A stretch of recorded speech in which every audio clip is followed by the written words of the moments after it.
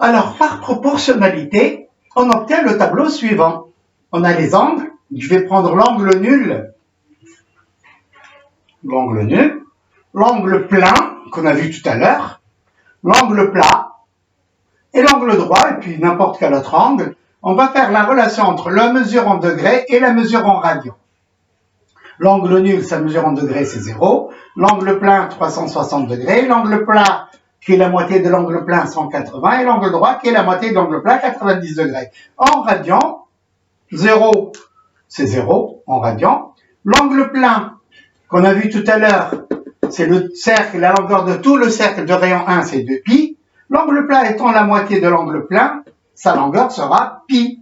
La moitié de 2pi, c'est pi. L'angle droit, qui est la moitié d'un angle plat, 90 c'est la moitié de 180, la moitié de pi, c'est pi sur 2. Ainsi, on peut passer de la mesure en degrés à la mesure en radian, de 180 à pi par exemple, en multipliant tout simplement par pi sur 180. Par exemple, si j'ai un angle de 60 degrés, je veux connaître sa mesure en radian, il suffit de multiplier 60 par pi sur 180. Après simplification, on trouve ce qui est égal à pi sur